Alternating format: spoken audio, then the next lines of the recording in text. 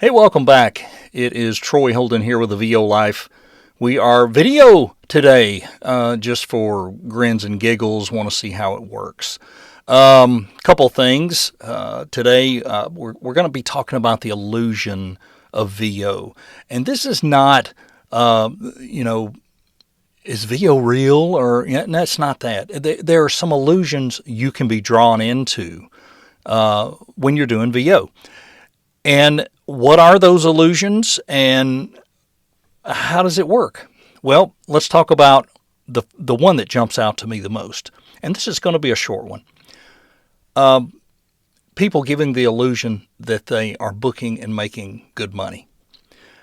I think the goal for most everyone that's in VO is six figures. I don't know why that's a goal. I don't know why that has to be such a thing that we want to climb and get to. But it's there and we recognize it. A lot of us want to make that six-figure income. We lean into that hard. So we don't want to be perceived as failing out in the real world. Where is this thing going? It's about to fall off. That was probably noisy. Sorry about that. We don't want to be perceived as failing, so we don't always show transparency. There's an illusion to a lot of that. There are people that we probably think are successful, and really they should just be honest about their level of success. And sadly, I'm one of those people that's overly transparent. I haven't hit six figures. I said that back at the first of the year. I got closer than I have gotten. I got invited to be in a Facebook group just for people in VO that had crossed six figures. And when they reached out to me, I said, I can't do that. I'm not. Really? You're not? No.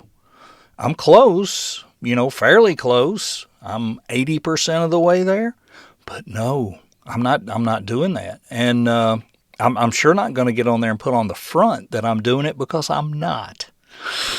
I absolutely am not. Am I frustrated by that? Sometimes, but not really. I break things down weekly and monthly. I don't worry too much about the annual, and my annual goal, it's not six figures. Sorry. The way I look at that is, if I build a very solid base of direct clients and they're coming back often enough, I should be able to eventually get there. It may take me a few more years. But what I'm looking at doing is building a solid, reputable base that I can live with. Then if I happen to book through an agent a couple of good jobs every year, and that's all I expect. I don't expect to book every month with my agents, because I don't. If I book 4 times a year through agents, that's pretty good for me. And a good example is this year, I don't think I've booked any agency gigs. I'm trying to remember, but I don't think I have. I haven't. I'm pretty sure I haven't. But I've made decent money. The first quarter was ahead of last year's first quarter because I'm building a bank of people. So let's don't give any illusions. And if you're not, you're starting up and you've had all this coaching, you're going to all these workshops and you're doing all this stuff and you're not making the money, I probably wouldn't want to say much about it either. But the thing is, look at the other side of it. There are people out there wanting to get into this. They want to understand the transparency of what it takes. And this is tough. It's very, very tough.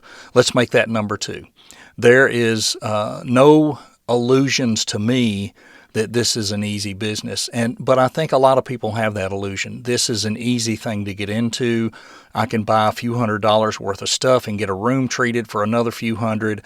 And, for $1,000, I'm all in and I'm ready to go. No, you're not ready to go. That's the illusion that some give. And then there are people who sell a package that they will get you under, I don't know how they word some of it, but they will put you in this package. You'll come out on the other side and you can start really making money, good money. Maybe you can. I don't know. There's always an exception to the rule, but you give me 100 people going through something like that, 98 of them are not going to come out making money. Maybe 99, maybe all 100. I don't know, but it's going to be a slim percentage. What it takes is a whole lot of endurance, a whole lot of effort, a whole lot of work. My first few years part-time, I put in a lot of time. My first year and a half full-time, 7 days a week, 8 to 10 hours a day. Why? Were you that busy? I was that busy generating what I have now. And now I have to stay busy generating what I want next year and the year after. When you're starting up, you have nothing to show. You have no work. You have no bookings. You have nothing. So you have to get those. How do you get those? Well, you do it on platforms or pay-to-plays or this, that, and the other. If you're trained and you can compete. What if you can't compete? So, and you're not trained and ready, you're not going to book the work.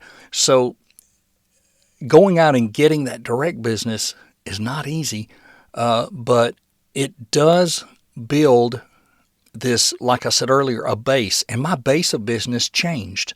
The second year, my base of business was a lot of YouTube content, but it was steady, it was regular, and it gave me income to go pay for more coaching, to get better, to learn more, to make more contacts, to go to conferences. And one thing that I'm learning this year is VO conferences are fantastic. I can't wait to go to One Voice in August. I love seeing people. I'm really going to enjoy presenting. I can't wait to do that. But let's look at the other side of that investment. You go down there and you spend a couple of grand, to fly in and stay and buy your ticket, and maybe more than that, maybe $3,000, $4,000, $5,000, depending on where you're coming from. Look at other things to go to as well. Are you engaged in political? There are political type conferences and things in different cities to where people will be there that are decision makers that hire voice actors. The automotive conferences that are held all over the country. And you're thinking, well, they say don't go direct to the dealers. Well, guess who else comes to those automotive conferences? The ad agencies, because they're pitching to them. So then you could show up with a business cards or your dot card or whatever and get around to those people. Heck, I don't know. They may have booths there too. I don't know. These are things that have come to me recently as this next year. What do I want to do to expand and build my business? I want to go to places where people hire voice actors as well as go to conferences where I can interact and enjoy and grow my credibility, grow my relationships with other VOs and that kind of stuff. So it's twofold. And those, that's a couple of the big illusions. There's more illusions, illusions like, you see people in these beautiful, perfect studios and you have to have that to make money. No, I know people making a killing in a walk-in closet with just clothes in it. And, they're using a Scarlett and a $200 shotgun mic, not a $900 shotgun mic. And they sound great because they have a good ear. There are illusions about, you have to do all this stuff on social media like this. You don't have to do any of this. I do it because I enjoy it. This is something I wanted to do years and years ago. I wanted to get into media, whether it was radio or TV or whatever, be a weatherman. I wouldn't have cared. I just wanted to do that kind of work. I didn't get to. I worked in automotive manufacturing for 35 years or 30 years. And before that, I was in the garment supply industry, supplying sewing machines to sewing factories in the South and Southeast. And it was a family business, and I loved it. I learned more about business there than I learned anywhere. It was the best degree I could have gotten and learned it all from my father. But the illusion of you have to do all that stuff, it's not real. It's not going to get you any more business not likely. And there are people who will argue that point. They will say, no, your LinkedIn presence, blah, blah, blah, and you're this presence. Okay, you should have a presence maybe, but I use those things to research and individually message people. I try not to overly post on there because honestly, I live a dull life. I don't have a lot to post about. Most people that know me know I got horses and I live on a small farm and that's it. And I have nothing else much to share. So just so you know, I don't want to give the illusion that I'm on here because I'm trying to build some huge social presence and get all these followers. That's not why I do it. I do it mainly for the group, the Facebook group. I enjoy that. I enjoy helping people in the group. And I'll do it occasionally to just in case if I'm posting a job that I booked. So people that might happen to see that go, oh, he can do that. Listen, that sounds pretty good. Maybe we should reach out to him. But I'm not doing it for the social cred in that way. And to those of you that do that, hats off. You are very creative. You have a lot of patience and a lot of endurance. And that's what makes people really good at this business, right? So don't let all of these illusions get to you. Stay grounded. Stay focused. And if you love doing this, know that it's going to take time. And it's different now than it was 5-6 years ago when COVID broke out. It's different than it was 3 years ago, I think. 2 and 3 years ago. I think it's changed again. And it's just not easy. And if the illusion is it's easy money and it's easy to do, wipe that illusion off the plate because it's not. It's just not. And, keep at it. If you really love it, keep at it. It's what I do. There's days and weeks I'm like, I'm not going to make it. I've had a terrible week. Today's April 28th. The last 2 weeks in April, I had one good day in each week, which was a little over target for me or a little better than target. But the month of April right now, I'm at about half of what I usually am. And it's based on a couple things. I didn't land any pay-to-play jobs. My Fiverr was down to almost nil. I made a lot of new stuff on there, flipped a bunch of stuff over to Pro because I don't want cheap work. If somebody finds me on there, they're going to pay, right? I say this all the time. So by changing those gigs over to Pro, well, that means minimum price. Minimum is $100, and I'm not going to give you hardly anything for that. You're not going to get any broadcast usage, nothing. It's going to be private, individual. It's got to be for your personal use, and it ain't going to be many words. And those of you that know how Fiverr works understand what I'm talking about. And to set up those gigs properly with some other genres like political ads, I started including you pay this price and you get 13 weeks local broadcast rights included. So somebody can click the button and they don't have to go, do I need that right or that right? What I need? I'm not sure. I don't understand. I make it easy for them to go, oh, well, it's just going to run on local radio for a few weeks and order that, and I'm done. So I was setting a lot of stuff up, and I found on there when you start adding and changing and whatever, it'll usually slow you down for a few weeks. So I'm hoping that'll come back. It should. Who knows? It's another wild card, right? So it was. I won't give the illusion I had a good April. I didn't. It was slow for me. But coming into the weekend, and today being Sunday, Friday when it started, Thursday, Friday. Yeah, Friday. I was down in Gallatin getting my iron infusion, number 2 of 3, feeling better. It's coming around. It just takes a few weeks. And I'll be good to go for a couple of years, hopefully. But anyway, I was there, and I got noticed that a job that I had gotten a message on Voices.com that they were going to let me have the job, but they'd never awarded the job. They said they were finalizing scripts, but they wanted me to do it. And that was the IVR phone automation stuff for Vermeer Bobcat, Texas, Louisiana, and it was a lot of stores. I mean, I can't remember if it was 13, 14 different stores. The great thing was the meat of it was on the when it would answer had the same exact message. So all I had to do was record that once, and then the 14 lead-ins. Thanks for calling, Bobcat of Texas Amarillo, or however it was worded. It is usually Vermeer.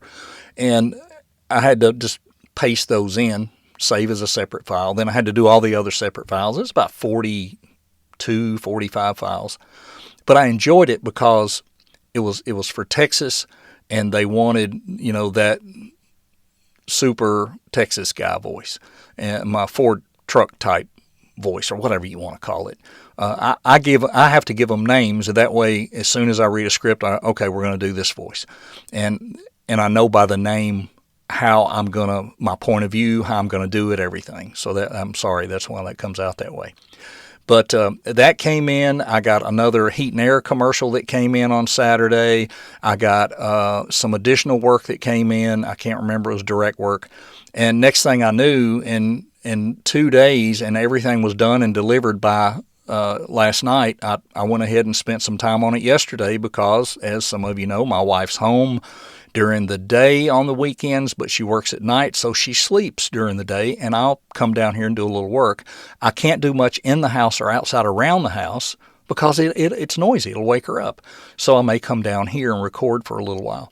And so we did that. I got that done. And, then when I looked at what I billed out, when I was done with that, I was like, whoa, cool. That worked out great. And I probably won't get any of that in to credit my receivables for April, but it sure makes going into May feel and look better than it was going into April. I'm a person who, and this is an illusion, I guess, when I open my Waves app up and there is quite a bit in there that's not paid yet, some people would freak out and go, God, they're not paying me. I've got one deal I'm working on right now from February that hasn't paid, but I've never gotten stiffed yet. And I don't think these people will. They're a pretty large production house, and I just think it's in the confines of their paperwork, and they probably pay slower than the guy said net 30, but they probably take 60 or 90. He just wasn't transparent with me. So he gave me the illusion I'd be paid in 30 days, and I ain't getting paid in 30 days. There ain't no doubt. So anyway, I say all that to say this, the illusion I had was I was going to have a terrible month. I was down, and that's when all those bad things set in. Imposter syndrome, you get down, you get upset, you get worried. And I was there. I was in the dumps for a few days, and also not being up to par with my health, with my iron being down. And the way that affects me is it's like being anemic. You might get up and hit the ground running, and in 2.5, 3 hours, you're like, man, I need a nap. I'm tired. And sometimes I'd have to do that, go take an hour nap, get back up and go again. But now I'm already seeing I'm waking up earlier already after 2 treatments. I'm able to go at it all day and not get tired. But, about 7:30 at night, I'm like, hey, can we go to bed yet? And she's like, it ain't dark. So, but anyway, I have the illusion it's time to go to bed. But don't work yourself into a hole when things get this way, because this is a very cyclical business, and it's just going to do that. Oh, and also another story I want to quickly tell, and you may have seen it on in the group. About a year ago, may have been a little longer than that, a local hospital wanted to do a video featuring some of their employees, and they had sent me some clips and some stills, and I put together a 30 and a 60 for them for their website and for their Facebook page, and put it all together, voiced it, turned out really nice. Did it reasonably, got it to them quickly. They were happy with it. They paid quickly. Within probably 10 days after I sent an invoice, I had a check. Great. Hadn't thought a lot about it, but of course I put them in my warm file, and they would get my newsletters and whatever. They were even on my local podcast. This is where I see that podcasts sometimes pay off, but not that often. They had recently been bought out by a large hospital corp, St. Thomas Ascension, and High Point Health, and they're rebranding three of the facilities in the county that I live in, and they had a video company come in and shoot a lot of new video, and I'm talking about a regular production company, not some guy with an iPhone. And they were presented 10 voices from the production company, and the lady that was over their marketing said, "Why are we listening to these? We know who our voice is. Let's call Troy and see if he's got time." They called me on Thursday. We had a meeting Friday. I went ahead and put voice and music to everything they had, sent it to them on Friday night. We have a meeting Monday morning to finalize if we need to make any changes. And this is a 1-year TV spot and 13 weeks of radio for a 30 and a 60, and it's a great payday. Yes, GVAA, I quoted. Of course I did. That's what we do because we know what we're doing. Didn't charge them any extra to lay the music out. Gave them 4 or 5 choices. I did that because that's something you can sweeten the pie with, right? And they really weren't sure how they were going to get their music, and they actually had been given the Envato site that I use. And she may come back and say, "Hey, I found this. I like this better," and that's great. I'll change it. But I gave her 3 or 4 choices that I found. And we'll see, and we'll have that meeting Monday. And that was another huge piece of the pie going into May. I mean, in all honesty, everything that I did this weekend is double what I made in April. So you just never know. The illusion may be, man, we're going off the deep end. We're not going to make any money this month. It's terrible. I don't know what I'm going to do. And then all of a sudden, the reality becomes, oh, look at all this I've got now. That doesn't mean next week will be busy. I could be right back in the same shape. I could have 2 more weeks of dead. But I've learned not to believe the illusion my business is gone. I've learned to keep doing my marketing a couple hours a day, knock out what little jobs I have, and then get out of here and not sit here and worry. Do my podcast stuff, produce some podcast ahead. If I have the blessing of working on a demo with somebody, maybe I'm working on the copy, I'm researching, I'm doing things, to watch other spots to make sure I understand the brand feel for what I'm putting together for them. There's always things to do. But the thing is, stay away from the illusion of a train crash. We're not about to have a train wreck. Things are just slow. And even working in manufacturing, car sales would slow down. We would slow down. We would go back to regular work days versus 10-hour days on the manufacturing floor. We could cut overtime. You adjust and you pivot, and you don't panic. And I think that's going to be my new saying. And I may even put that on a sign in this booth. Pivot, don't panic. Pretty simple, huh? Hey, don't get the grand illusion that things are terrible, awful. Don't get the grand illusion that things are terrible, easy. It is a very competitive deal. You're going to have to take your time. It's a slow crawl sometimes. Sometimes it's a walk. Sometimes it's a jog. Sometimes you're wide open running. But most of the time, you just need to not fall for the illusion, not fall for the hype, not fall for the going off the deep end, not fall for the, oh my gosh, I'm going to make this much every week. There's no illusion with me from Friday to today that I did as well as I did. There's no illusion that's going to keep going. I know better. And again, pivot, don't panic. Gosh, I like that. That should be my new studio logo, I think. Pivot, don't panic. I don't know. Anyway, we'll see. But stay in control. Don't let your emotions get the best of you. Don't let all this overcome you. Don't fall for the illusions, and just keep going at it. You can do this. I know you can. I mean, we all have our days where it's tough. But don't fall for those illusions. See you next time.